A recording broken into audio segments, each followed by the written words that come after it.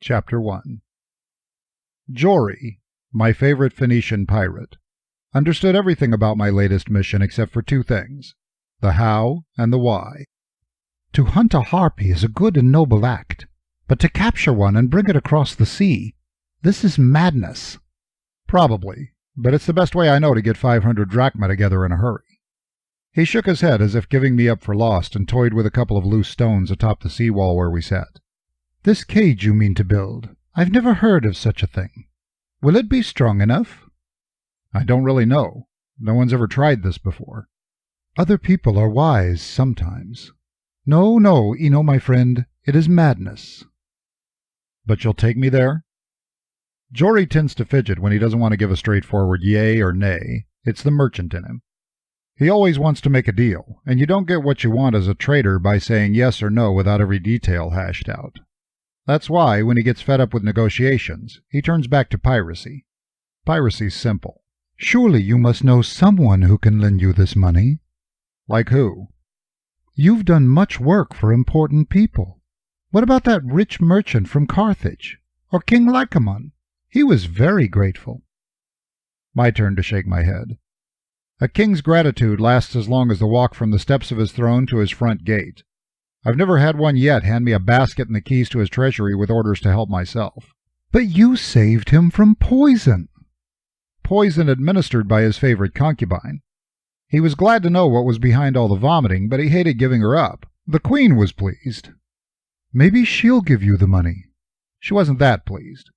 She'd offered something, all right, but after witnessing what the king did to his would-be poisoner, I didn't wait around to find out what he did to men who committed adultery with his queen.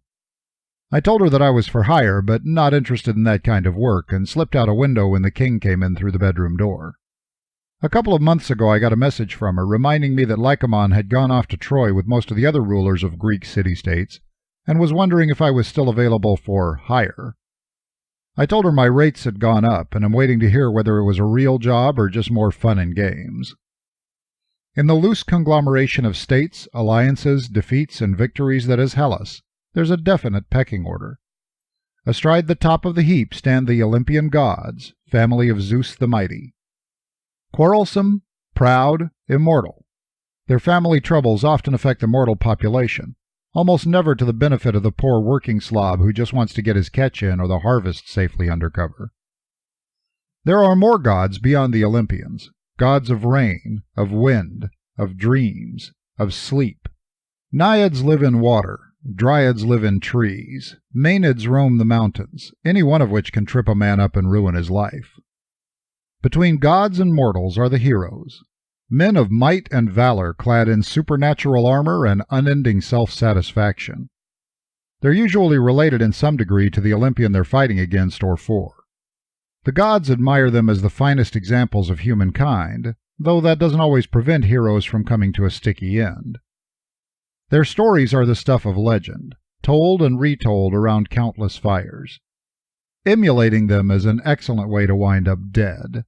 So what's a farmer or petty king to do when all the heroes are off fighting somewhere else? Somewhere like Troy, for instance. The battle for Troy has been good for my business. With most of the big-name heroes off salvaging Menelaus's pride, wounded by a wandering wife, who are you going to summon to battle the monsters rampaging through your vineyards and carrying off your maidens? What about the guy who'd posted the following in the marketplace? Hero for hire. All monsters dispatched from carnivorous geese to minotaurs. Special rates for multiples. Eno the Thracian at the sign of the Ram's Head, 1 flight up. But, to be a bit vain myself, I'm more than your average sword swinger. Let's say you're a nice young prince, new to the ruling game, and you've got this chief vizier with a square beard and a twisted mind. Sure, you could just hack off his head and hire a fresh face, but there's something about the job that turns an ordinary civil servant into a gibbering, war-whooping maniac with eyes for your wife, your daughter, or your throne. Throw in a few magical powers and you're going to find yourself in need of some muscle. Muscle alone is all very well, but muscle that can outthink the traps, monsters, and mental trickery old Weirdbeard has thrown around his fortress of death is easily worth an extra 5 drachma per day, plus expenses. I'm getting a reputation for being that man.